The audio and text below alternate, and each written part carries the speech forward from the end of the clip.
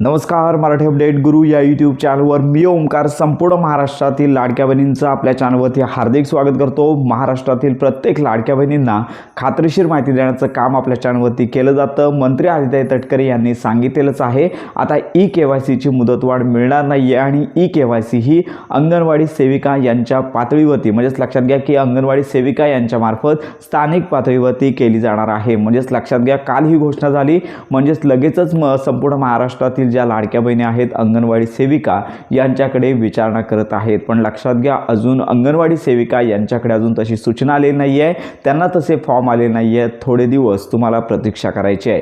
तर प्रशासनामार्फत सध्या तरी लक्षात घ्या, संबंधित जिल्हाधिकारी असतील यांना आदेश देण्यात आलेले आहेत आणि प्रत्येक जिल्ह्यानुसार ह्या ई-KYC मध्ये त्रुटी असणाऱ्या ज्या लाडक्या बहिणी आहेत त्यांची यादी तयार केली जाणार आहे आणि ही यादी संबंधित विभागामार्फत ज्या अंगणवाडी सेविका ताई आहेत यांच्याकडे दिली जाणार आहे आणि त्याच्यानंतर अंगणवाडी सेविकांकडून कागदपत्र पडताळणी सुरू केली जाणार आहे। त्यामुळे लगेचच ही प्रोसेस सुरू न होता पुढील आठवड्यामध्ये ही प्रोसेस सुरू होण्याची शक्यता आहे। या संदर्भात आपण माहिती घेतच आहोत। ज्यांची ई-KYC चुकलेली आहे, ज्यांना ई-KYCचा ऑप्शन मिळालेला नाही आहे, अशा सर्व पात्र लाडक्या बहिणींना ही ई-KYC करता येणार आहे। जर तुम्ही निकषामध्ये बसत असाल तर तुम्हाला ह्या अंगणवाडी सेविकांमार्फत जो कॉल येईल, जी कागदपत्र मागितली जाणार आहेत ती तुम्हाला द्यायची आहेत आणि त्यांच्यामार्फत ही अंगणवाडी सेविकांची आणि त्यांच्यामार्फत जी केली जाणारी KYC आहे तिला तुम्ही प्रॉपर जे आवश्यक कागदपत्र देऊन KYC करून घ्यायचे आहे। त्याच्यानंतर पुढची प्रोसेस केली जाणार आहे पात्र आणि अपात्र। तर त्याच्यामध्ये पात्र ठरलेल्या लाडक्या बहिणींना नोव्हेंबर, डिसेंबर आणि पुढील महिन्याचा लाभ लागू राहणार आहे। तर याच्यामध्ये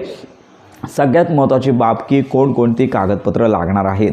ज्यांची ई-KYC चुकलेली आहे त्यांचं स्वतःचं आधार कार्ड लागणार आहे, त्याची झेरॉक्स कॉपी देखील तुम्हाला लागू शकते। त्याचबरोबर लक्षात घ्या, तुमचे वडील किंवा पती यांचं आधार कार्ड लागणार आहे। तर लक्षात घ्या, अविवाहित असतील तर वडिलांचं आधार कार्ड लागेल आणि विवाहित असतील तर पतीचं आधार कार्ड लागणार आहे। याचबरोबर सगळ्यात महत्त्वाची बाब म्हणजे ज्यांचे पती किंवा वडील हयात नाही आहेत त्यांना ऑलरेडी सांगण्यात आलं होतं की तुम्ही अंगणवाडी सेविका यांच्याकडे कागदपत्र सबमिट करा। त्यांची KYC प्रॉपर झालीच असेल तरी देखील त्या चुकल्या असतील तरी त्यांनी संबंधित कागदपत्र तयार ठेवायचे आहेत। अंगणवाडी सेविकांना फॉर्ममध्ये ही माहिती तुम्हाला द्यावी लागणार आहे। इतर कोणत्याही कागदपत्राची गरज लागणार नाही आहे। पोर्टलवरती लाडक्या बहिणी कोणत्याही प्रकारचं अपील करू नये, कारण का हीच प्रोसेस असणार आहे अंगणवाडी सेविकांमार्फत कागदपत्र पडताळणीची ही प्रोसेस अंतिम असणार आहे। याच्यामध्येच तुम्ही पात्र ठराल आणि त्यानंतरच तुम्हाला पुढील लाभ मिळणार आहे। तर याच्यामध्ये ज्या लाडक्या बहिणी निकषामध्ये बसत नाही आहेत, KYC चुकलेली आहे किंवा पात्र असून देखील लाभ घेत आहेत, अशा बहिणीने मात्र याच्यामध्ये उतरू नये, जेणेकरून त्यांना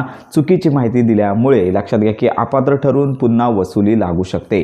तर अशा प्रकारची ही महत्त्वाची अपडेट आहे। अजून KYC प्रक्रिया अंगणवाडी सेविकांमार्फत सुरू झाली नाही आहे आणि सध्या जानेवारी महिन्याच्या हप्ते वितरणासंदर्भात अनेक प्रकारचे मेसेजेस व्हायरल होत आहेत, पण लक्षात घ्या जानेवारी महिन्याचा अजून उल्लेख नाही आहे। साधारणतः लक्षात घ्या की जानेवारी महिन्याच्या अखेरपर्यंत GR येईल आणि त्याच्यानंतर या संदर्भातला निर्णय घेतला जाणार आहे। तुर्तास ई-KYC असणे सगळ्यात महत्त्वाचे आहे, त्यामुळे लवकरच ही प्रोसेस शासनामार्फत सुरू करण्यात येणार आहे। आपण या संदर्भात वारंवार माहिती देत आहोत। ज्यांची KYC बरोबरच आहे, हप्ते आलेले आहेत, त्यांना पुन्हा KYC करायची गरज नाही आहे। ज्यांचे हप्ते थांबलेले आहेत, KYC चुकांमुळे थांबलेले आहेत, अशाच लाडक्या बहिणींना ही सुविधा उपलब्ध करून देण्यात आलेली आहे। तर ही महत्त्वाची माहिती संपूर्ण महाराष्ट्रातील लाडक्या बहिणींपर्यंत नक्की शेअर करा। योजनांसंदर्भात खात्रीशीर माहितीसाठी आपल्या मराठी अपडेट गुरु या यूट्यूब चॅनलच्या कनेक्टमध्ये राहा।